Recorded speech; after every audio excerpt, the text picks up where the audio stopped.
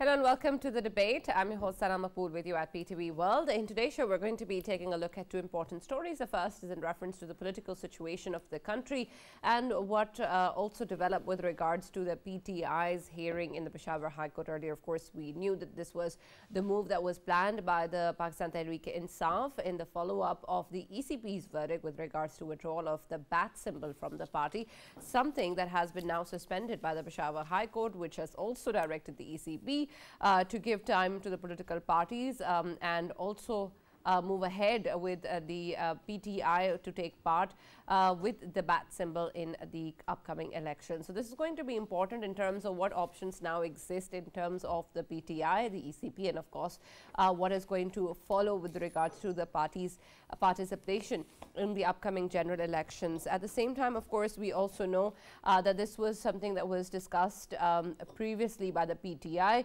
that said that it was being targeted by the ECP, something that was echoed again in the hearing, in the aftermath of the hearing today as well, saying that it seemed that the presence of the government's lawyers and the ECP's verdict was evident of them being against the party. However, of course, the ECP has cited its own reasons with regards to intra-party polls not being constitutional, and which is why the bat symbol was withdrawn. So we're going to be taking a look at what is going to happen now in terms of the suspension of the ECP's verdict and how exactly will now the ECP move ahead and whether or not the Supreme Court will be involved in this. So we're going to be taking a look at this more closely and understand the prospects of the participation of PTI in the upcoming general elections. We also are going to be taking a look at the economic situation of the country with regards to, of course, what is going on politically in terms of the uncertainties. We also see that there is a lot of shift in the PSX as well, which has lost more than 1,300 points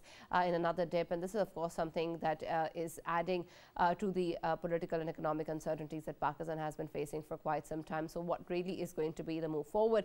And again, in terms of the indicator, how exactly we're going to proceed with the way that the stock market keeps on fluctuating and what do we need to keep a lookout for?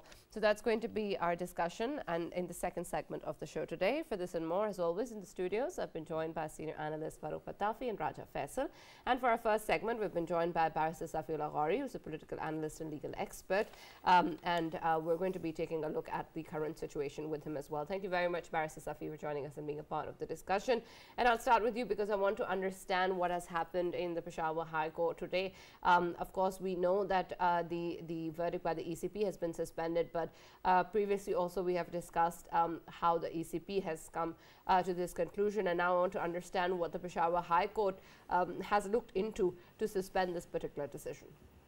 Thank you very much, Sana. So I've read the judgment. It's a 3-page judgment, and the substantive part is just a singular sentence. The sentence in which the judge, Honorable Judge Justice Mia Khail, in which he gives his opinion suspending it, says that because the public is being deprived of its right, therefore we are going to suspend the ECP decision. Now, earlier I heard you talking, and I would like to say here that the ECP has not as yet put its perspective forward before the Peshawar High Court. This was a stay order given. The judgment of the ECP has been suspended. It was one-sided. The PTI lawyers went and they cited that grave injustice is taking place, said that this will diminish the trust in the public voting in the ECP and how PTI reflects the will of the people.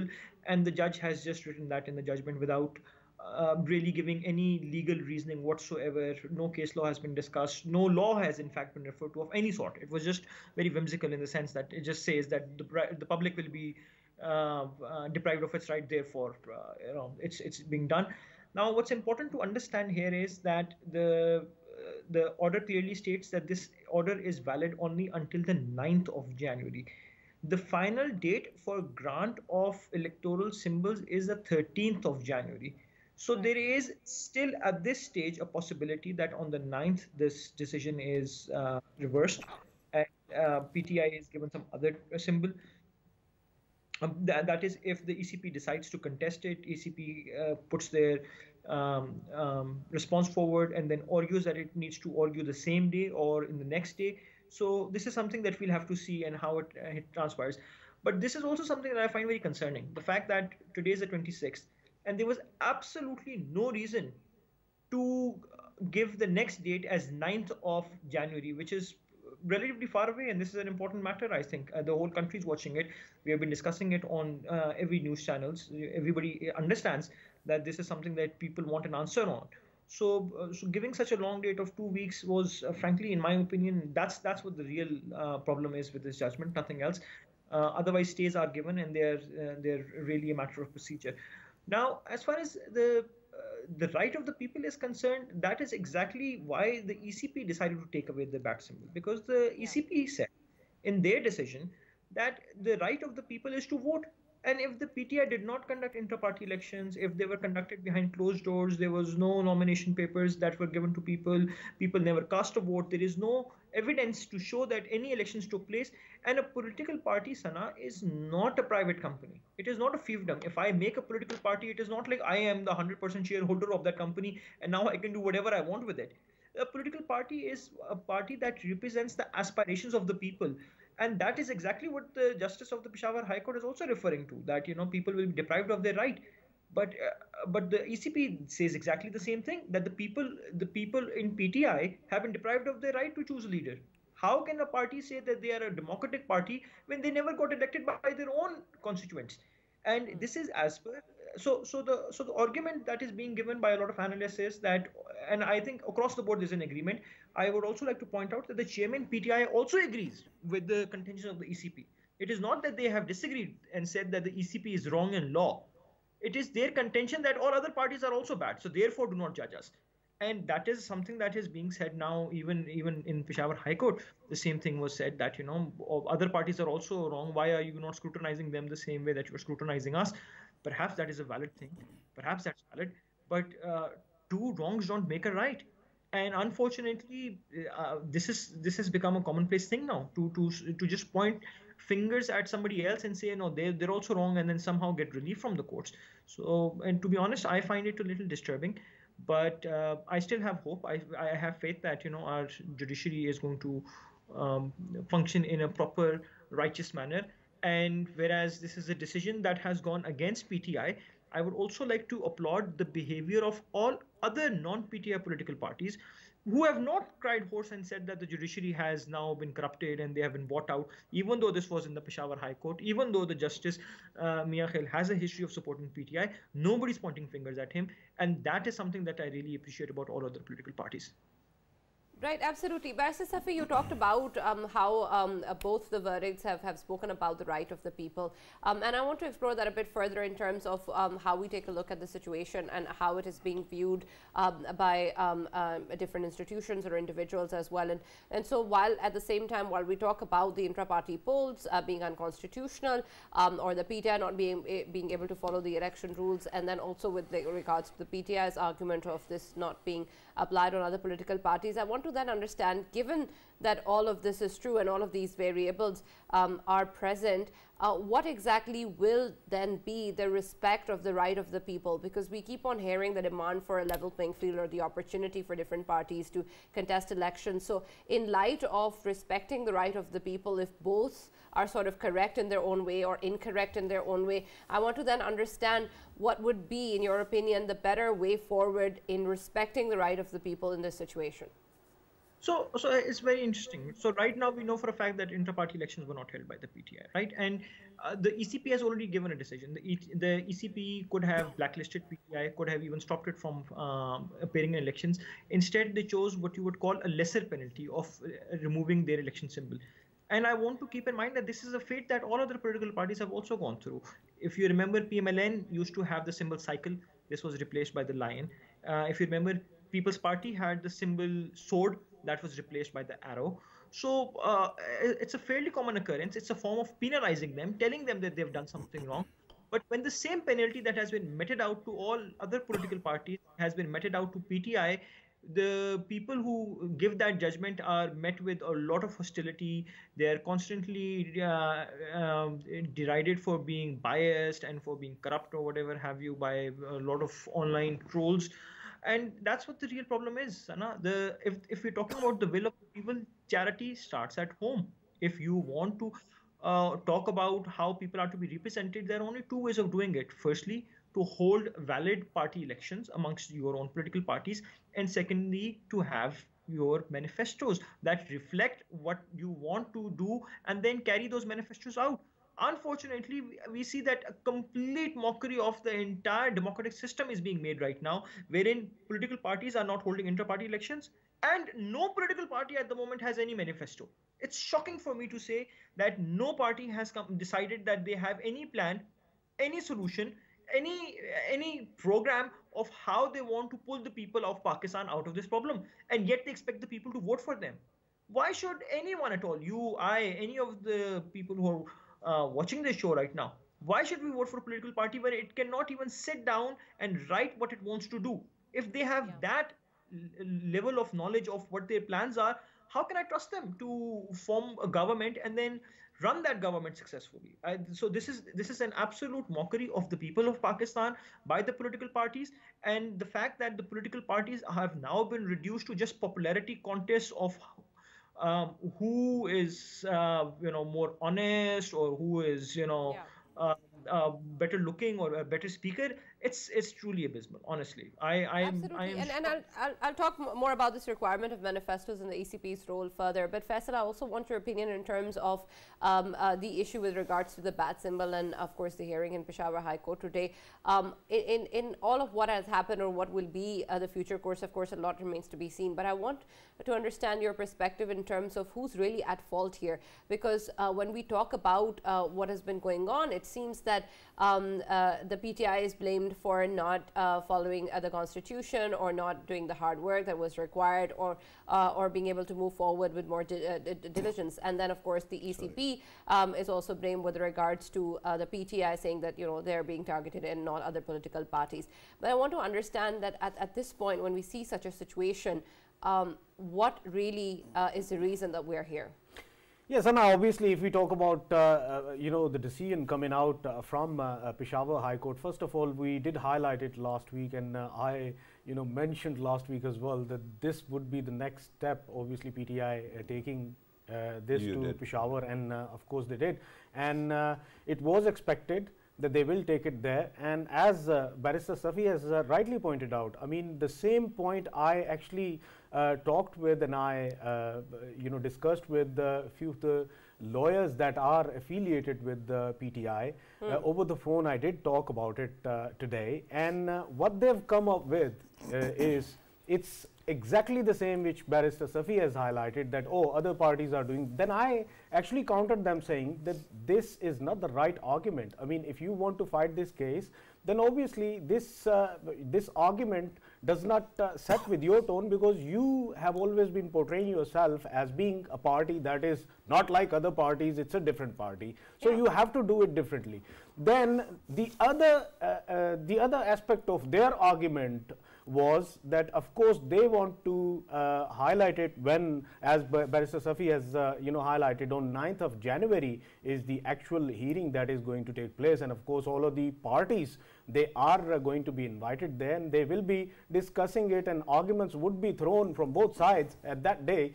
And during that hearing, I'm expecting, which I'm being told by the PTI lawyers, is that they will be highlighting that the circumstances under which this election was conducted, of course, there are extraordinary circumstances, there are extraordinary times on the political party itself, though we know that this political party is having popularity and is having vote bank on ground, so a compassionate grounds would be sought during that hearing. And to me, I think in coming days, the kind of decision we are going to get, that decision would be related to, yes, there were extraordinary but situations. Have compassionate grounds been sought?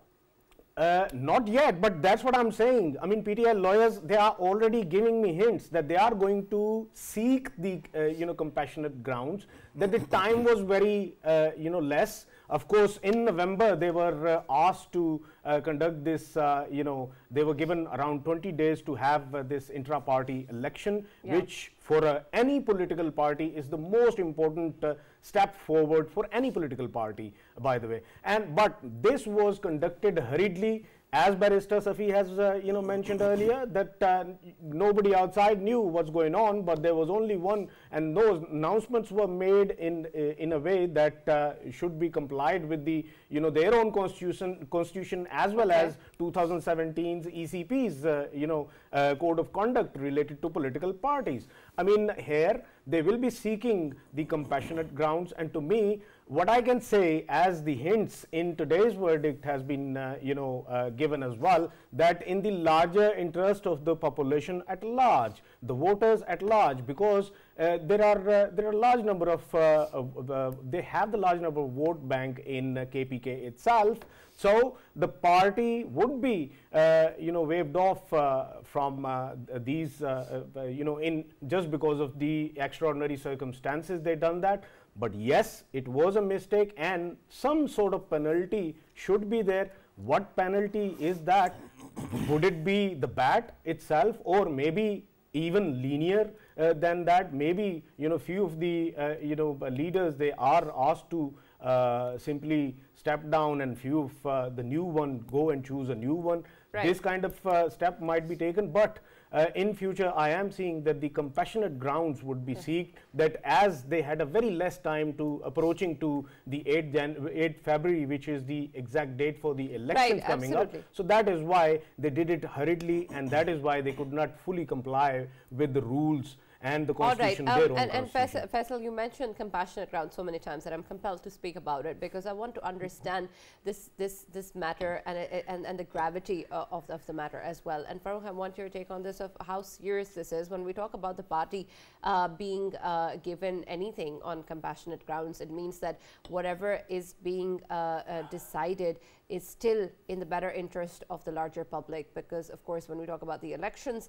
and the people, that and their interest is supreme, and I'm assuming much more important than one political party or the other. And so I want to understand, when we talk about intra-party polls and its impact and the right of the people, how serious is it then for a party and its intra-party polls to be conducted constitutionally, and for this to be a matter that then comes down to the people and giving them their due right. So when we take their own interest into account, does it make sense to allow a party to go ahead even though the intra-party polls have been unconstitutional on compassionate grounds? Right, Sana, thank you very much for the question, but let me actually qualify one thing. Sure. Rather mildly and very gently protest one thing. I can actually help you interpret the verdict. I can even help you interpret the case that was pled there. What I cannot do is interpret Faisal for you while Faisal is sitting here. If this compassionate ground argument is his, I didn't not hear mine. this. The PTA lawyers I'm talking about. No, but that was not actually said in the court, right? Yeah. It was essentially, and by the way, listening to Barrister Safi, listening to Faisal, I thought that we, all of us, read different verdicts.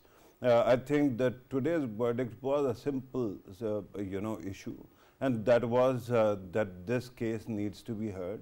Until then, a political party should not lose its right to actually campaign and be part of the electoral system, because you're not just taking away the symbol. Because of that, you're also withdrawing the certificate. That means that all their candidates are going to run independent.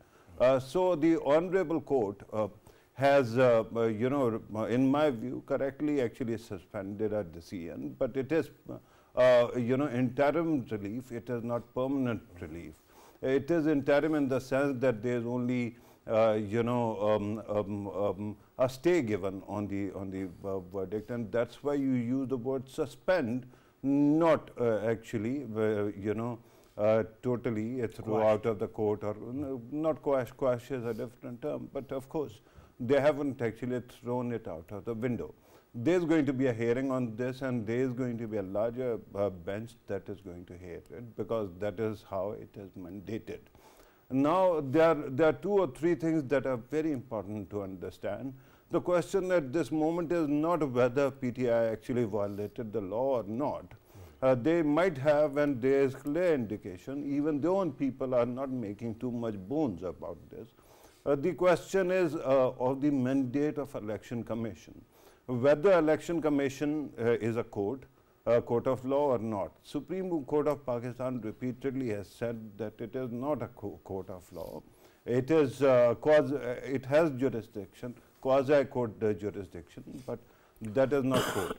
And then what is the maximum penalty they can give?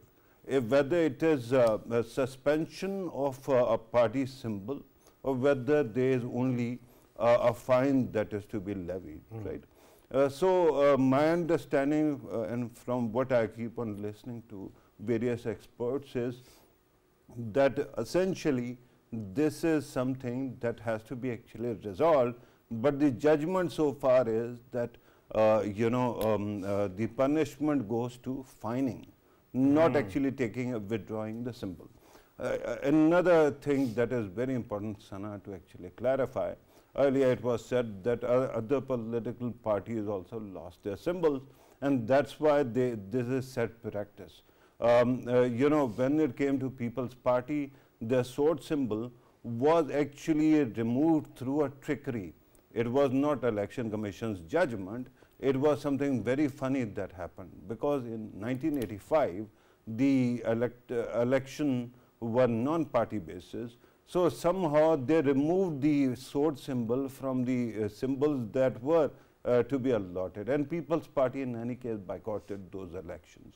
In 88, they got back, but at that time they had already chosen the arrow as their new symbol, and they have been running with that. Now they have both, but it was not a punitive measure. It was something that was done in trickery during an authoritarian time. Similarly, PMLN during its Senate elections, because Mian Nawaz Sharif was still the declared head of the party, and at that time it wasn't Election Commission, it was the Supreme Court of Pakistan which actually ordered Election Commission to not actually allow these symbols. So the question then revolves around the purview of the Election Commission and whether it has overstretched its own bounds. Okay. So this is going to be clarified, and I'm sure that that will be done. One last thing regarding 9th of January. You know that this is winter holidays, and Khyber Pakhtunkhwa has winters more than what we endure here. And I think that it makes sense that you are going to actually do it on 9th, but then of course it will have to be speedy trial, because then you have many deadlines. As was pointed out, that 12th is going to be a deadline of finalizing all things, and then on 13th different things start, and on 8th of February you are going to have election. So this is something that you are still going to contend. And one more thing, and that is regarding this impression that PTI is giving, that somehow it is now all cut and dry, that this decision has been by Election Commission has been thrown out. Remember that going to a court is a double-edged sword. The court under its own jurisdiction can order them to suspend this bat, and therefore that can become a permanent thing. So beware of this. PTI shouldn't be celebrating it right now. They have an interim relief, but it is merely a stay, nothing else. Right, but Farrukh, I still want to understand though, when we talk about any political party, and not this particular situation, but any political party and its intra-party polls being unconstitutional, how big of a matter is that in terms of their participation in general elections? I think, Sana, that I've been saying this all along, that political parties lack internal democracy, and I mean all of them, right? And I don't accept this argument that if one party is being held accountable, others are not, that party should be let go, right? Or that party should be allowed not to face the consequences. Level playing field does not mean that you actually are shielded from the consequences of your actions. So that said, I think that it all would end with something like fining, rather than suspension of a party's name and its symbol. But we still have to wait and see. That's why the courts are there. They are going to decide. We are going to listen to the verdict and, of course, hopefully applaud it. Right, Barrister Safi, I also want to talk about then the kind of proportion that exists in terms of what has happened in the response. And Farrukh earlier also said that the ECB might have overstepped its boundaries with regards to the bat symbol being withdrawn. And I want that was an argument that was made today. I'm not saying sure. This, yeah. So I want to explore that even further in terms of whether or not you think that is the case. Can the ECB not withdraw a party's bat symbol if it deems the inter-party polls unconstitutional? And then also whether or not, even if it can, it is a disproportionate response to the action.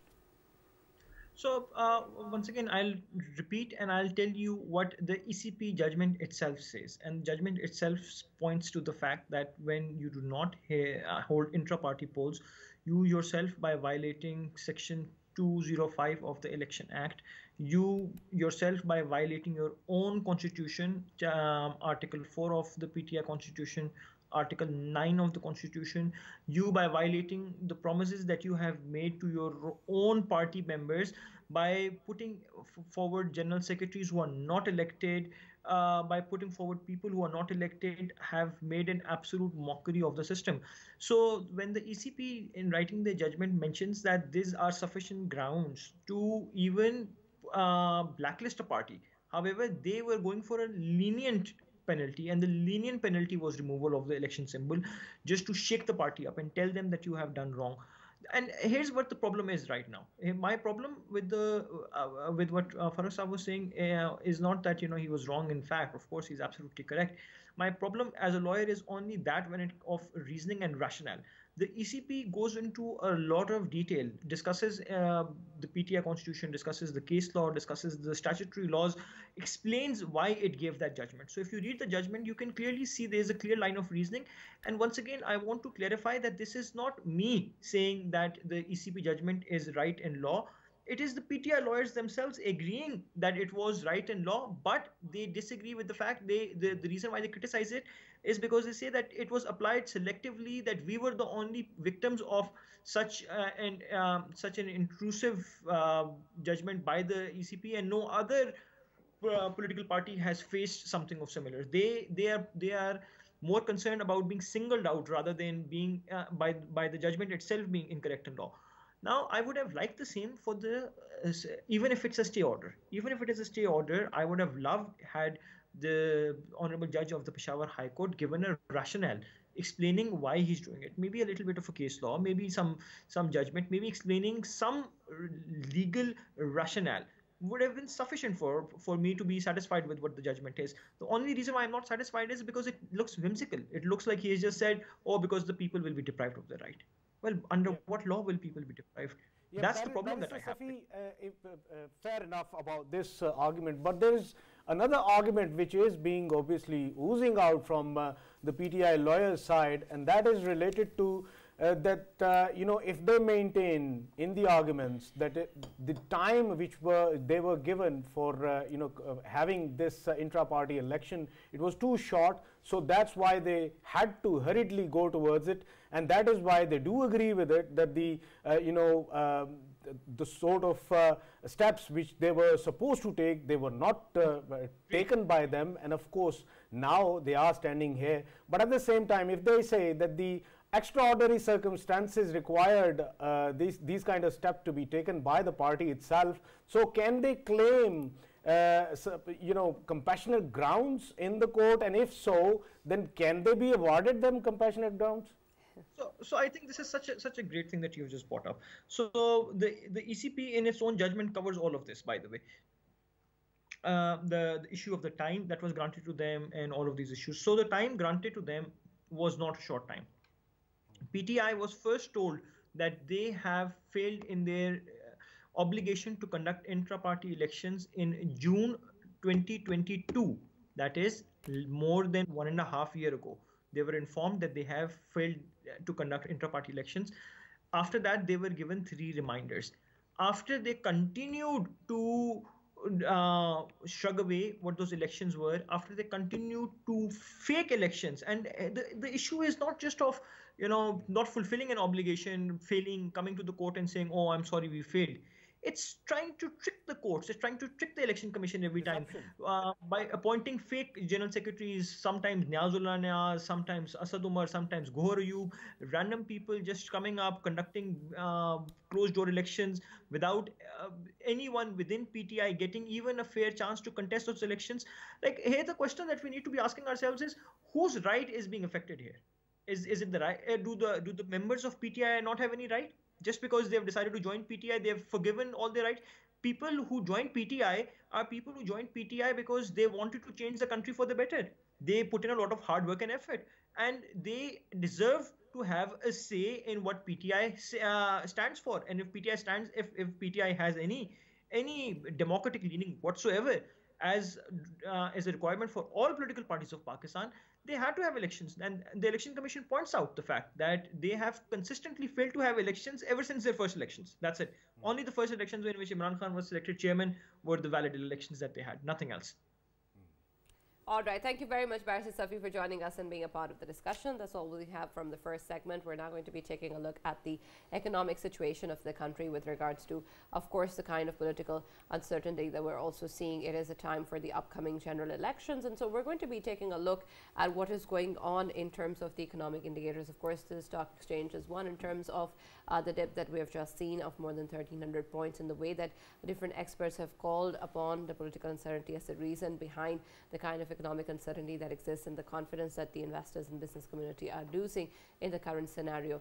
Farrukh, we've earlier also discussed the PSX and the value of this indicator in terms of understanding the economic situation. Yeah. And while that may be so, how much do you think the impact exists, or what is going on politically in the country in the current economic situation? Right, Sana, most of the commentators or businessmen that you could keep on hearing commenting about stock market are actually people who also actively invest in it, right? So my biggest concern is that whenever they talk about political uncertainty actually impacting stock market, then they are actually availing themselves of total violation or agency.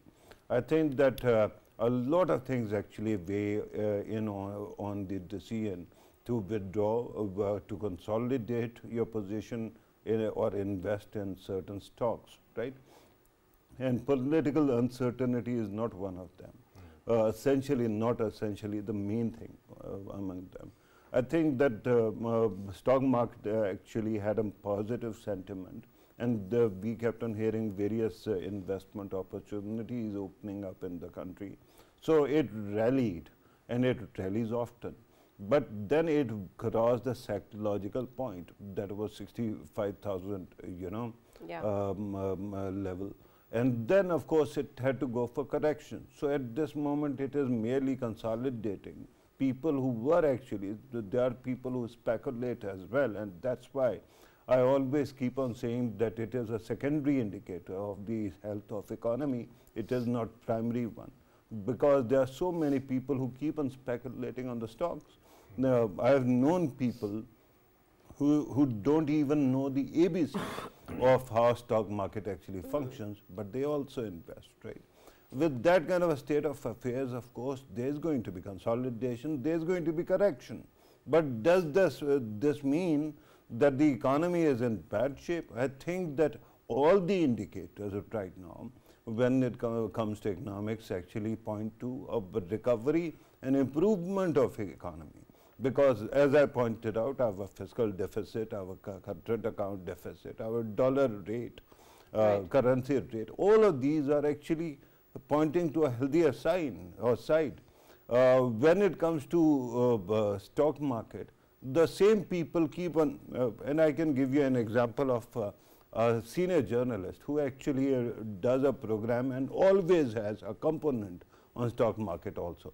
But he is one of the heaviest investors in stock market as well. So he also keeps on, shaping the sentiment. And one day he says something and then he withdraws and then something happens. So with that kind of state of affairs, I think that you cannot rely on stock market as an indicator. Yeah. All right. Let us also welcome in the discussion Dr. Vaqar Ahmed, who's a senior economist. He's joined us online. Thank you very much, Dr. Vaqar, for being part of the discussion. We're talking about the PSX, and we have, as we've established previously as well, that this is not an indicator of the current economic situation or a primary indicator or a good indicator for that matter in terms of what is going on with regards to the economic situation. And so we want to understand, how do you look at the way that the PSX has evolved in the past couple of months and weeks, and then of course how it's going to proceed further, and what meaning do you draw from it, and how much are we looking at in terms of the impact, and are we reading too much into it? Yes, thank you very much for having me. And I think you're spot on, and as Farrukh Sahab was also saying, stock exchange is always a market where secondary instruments are traded, so it is not per se an indicator of how the economy may be performing, which is why I always say that correction is so much more important to actually protect a long-term investor here, because investors who really put their heart and invest on longer-term basis after looking at the companies in which they are investing, not just the market, and really want to stay longer-term with the vision and mission of those companies, supporting them. I think for them, this correction is extremely important because they are not day traders. They don't pull out quickly. They invest even if, for example, the market is shedding the points. One of the key examples of how disconnected a stock market can be with the actual fundamentals of the economy can be seen in terms of some revival of the foreign investment. So we have seen a consolidation where recently a telecom firm was bought by another telecom entity in Pakistan, which would have meant that the share market should have performed well for telecom, given that there were prospects of new investment coming in. We are also hearing of new investment coming in oil and gas, and some of which has actually materialized from Aramco.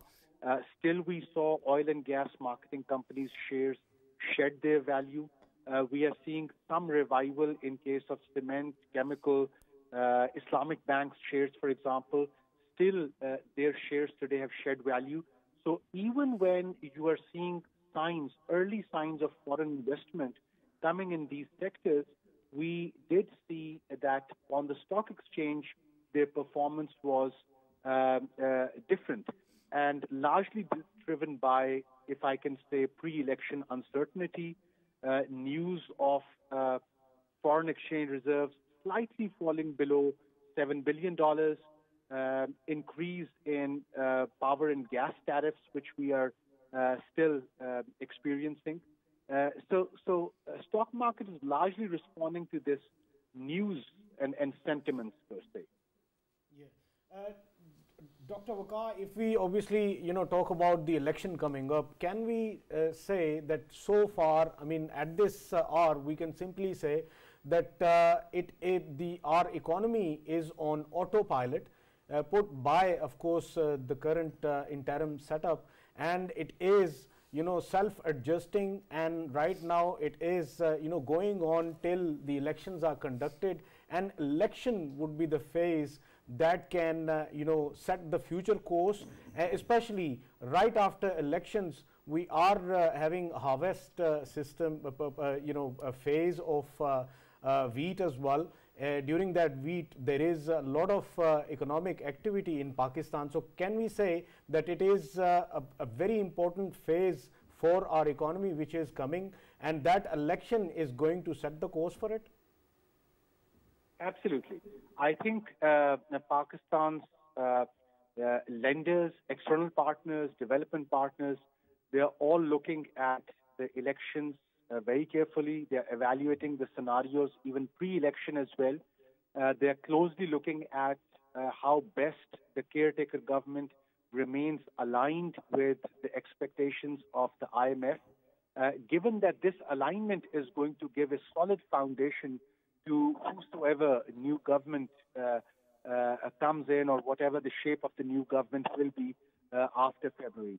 Your question and your observation is also important given that IMF's next program, and we've also heard the Chinese saying that the new capital injection that has to come in the CPEC projects will also be contingent on the longer-term economic policy of the next setup. But having said this, I would still like to give full marks to the caretaker government, who have at least managed to not only stay the course with IMF, but also complete their expectations under the standby agreement, which is why, in fact, you are now seeing a surge in your expected capital inflows, stability in forex flows, stability in the value of rupee as well, which, as I was suggesting, is also translating into marginal but some increase in foreign investment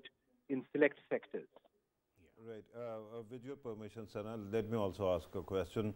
Dr. Saab, let us come back to the stock market, and I understand that it is, there are investors who are actually reacting to various realities of what is happening in the country. Maybe perhaps it is speculation, perhaps it is actual fact, but they are responding to it. Now, the question, when I look at other stock markets, for example, America's or India's for that matter, I see that, people are really connected.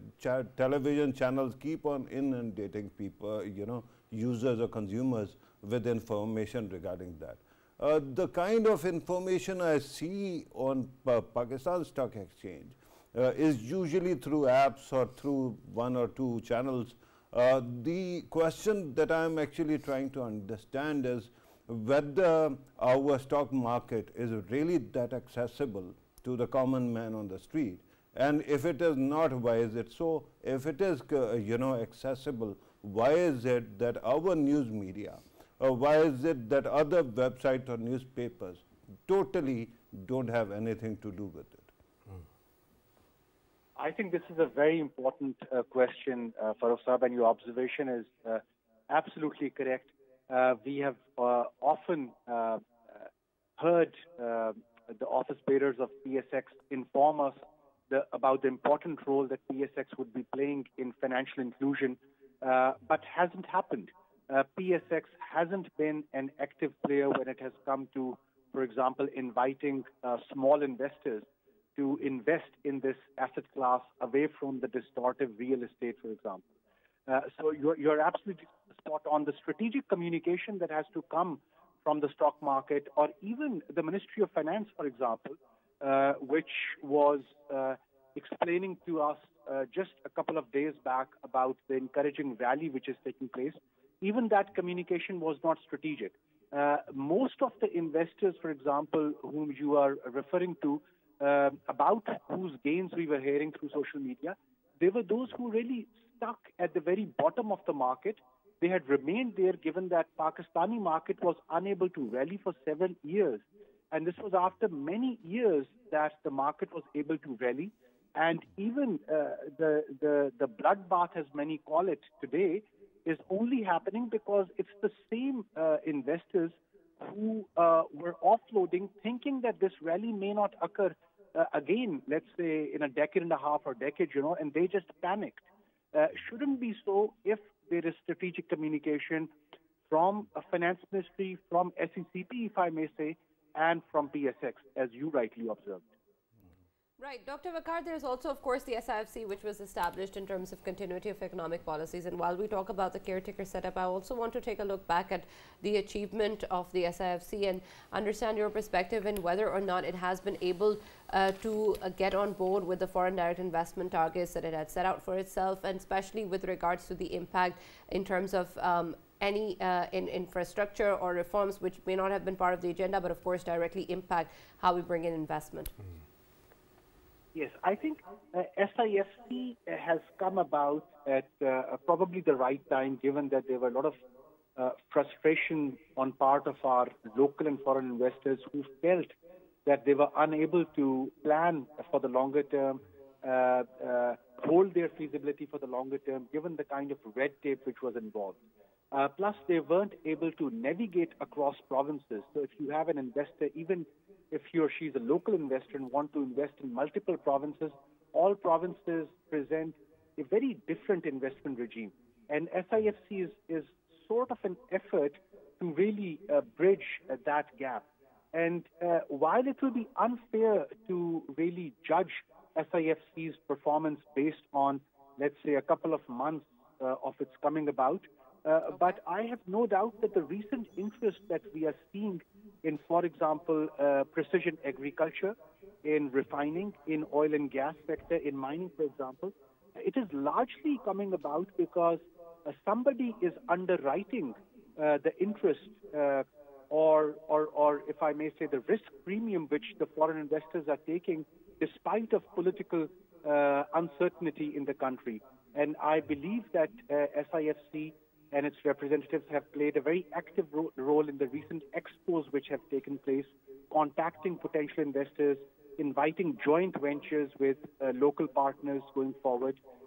We are also seeing some new investment coming in special economic zones as well, particularly Faisalabad, and I'm also hearing about Rashakai now as well.